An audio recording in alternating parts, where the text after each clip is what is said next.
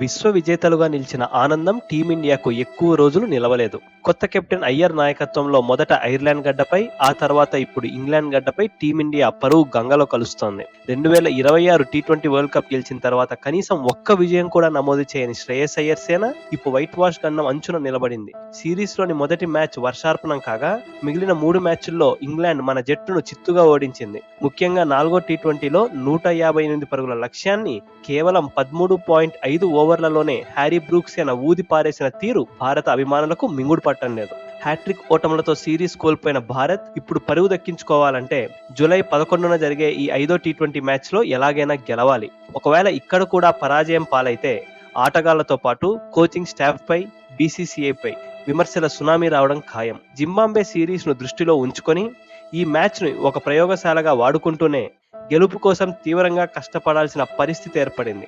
ఈ ఆఖరి T20 match Southampton లోని రోజ్ బౌల్ స్టేడియంలో జరగనుంది. ఇప్పటి వరకు జరిగిన మ్యాచ్లలాగే ఇది భారీ స్కోర్లు సునాయాసంగా నమోదయ్యే పిచ్ కాదు. ఇక్కడి స్క్వైర్ బౌండరీలు చాలా పెద్దవి కావడంతో సిక్సర్లు కొట్టబోయే బ్యాటర్లు క్యాచ్ అవుట్ అయ్యే ప్రమాదం ఎక్కువ. ఇటువంటి బ్యాటింగ్ కారణంగానే ఈ సిరీస్ లో భారత బ్యాటర్లు విపరీతంగా ఇబ్బంది పడ్డారు. మరి ఆ తప్పుని ఈ మ్యాచ్ లో ఎలా సరిదిద్దుకుంటారో వేచి చూడాలి. 2025 నుంచి ఇక్కడ జరిగిన 14 టీ20 మ్యాచ్లను గమనిస్తే మొదట బ్యాటింగ్ చేసిన జట్టు 7 సార్లు, చేజింగ్ చేసిన జట్టు 7 సార్లు గెలిచాయి. ఇక్కడ సగటు తొలి ఇన్నింగ్స్ స్కోరు 174గా ఉన్నప్పటికీ మొదట బ్యాటింగ్ చేసి గెలిచిన మ్యాచ్ల్లో ఆ స్కోరు 203గా కూడా ఉంది. దీన్ని బట్టి ఈ పిచ్ పై ఇండియా భారీ లక్ష్యాన్ని నిర్దేశిస్తే గానీ ఇక్కడ గెలుపు అవకాశాలు ఎండుగా ఉండవని అర్థమవుతోంది. వాతావరణం కూడా పూర్తిగా అనుకూలంగా ఉండడంతో మ్యాచ్ కు ఎలాంటి వర్షం ముప్పు లేదు. ఇక్కడి పిచ్ ఫాస్ట్ బౌలర్లకు విపరీతంగా అనుకూలిస్తుంది. ఇది నిజంగా ఇండియాకు బ్యాడ్ న్యూస్ అనే చెప్పాలి. ఎందుకంటే ఈ సిరీస్ లో ఇండియా ఇప్పటి వరకు బ్యాటింగ్ అనుకూలించే పిచ్లపైనే గెలవలేకపోయింది.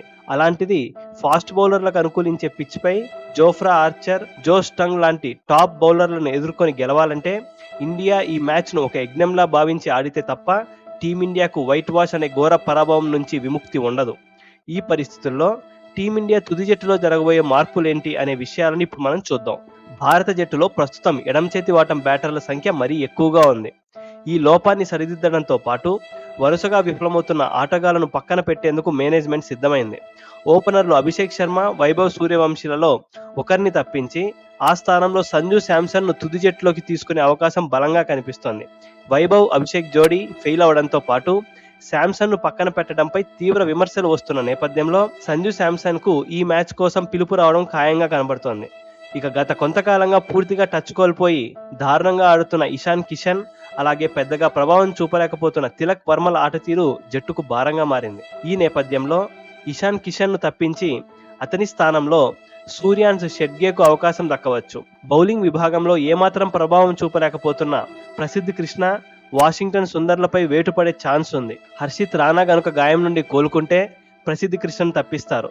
అలాగే స్పిన్ విభాగంలో ఏమాత్రం ప్రభావం చూపని సుందర్ స్థానంలో రవి బిష్నాయ్ లేదా వరుణ్ చక్రవర్తిలలో ఒకరికి చోటు దక్కడం ఖాయంగా కనిపిస్తోంది. ఇండియా వైట్ వాష్ గండం నుండి గట్టెక్కాలంటే టీమిండియా బ్యాటింగ్ ఆర్డర్ మరింత బాధ్యతాయుతంగా ఆడాలి. ముఖ్యంగా పవర్ ప్లేలోనే కీలక వికెట్లు పారేసుకొని చేతులెత్తేసే పాత అలవాటును మానుకోవాలి.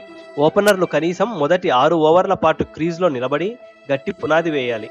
ఈ పిచ్ పై ధాటిగా ఆడటం కష్టం కాబట్టి యాంకర్ రోల్ పోషించగల వైస్ కెప్టెన్ తిలక్ వర్మను బ్యాటింగ్ ఆర్డర్లో 3వ స్థానానికి ప్రమోట్ చేస్తే మంచి ఫలితం ఉంటుంది. ఒక్క మ్యాచ్లో మాత్రమే మెరిసి మిగతా మ్యాచ్లలో తేలిపోతున్న శివం దూబే, అలాగే కొత్తగా అవకాశం దక్కించుకోనున్న సూర్యాన్స్ షెడ్గే మరింత పట్టుదలతో ఆడాలి. ఒకప్పుడు ఆల్రౌండర్ల బ్యాటింగ్ కు ఐకాన్ గా ఉన్న అక్షర్ పటేల్ గత ఐపీఎల్ నుంచి ఫామ్ కోల్పోయి ఇబ్బంది పడుతున్నాడు. అతడు తిరిగి తన లయను అందుకోవడం జట్టుకు చాలా అవసరం. బౌలింగ్ పరంగా చూస్తే స్పెషలిస్ట్ బౌలర్లతో పాటు అక్షర్, దూబేలు పరిస్థితులకు తగ్గట్లుగా బౌలింగ్ చేయాలి.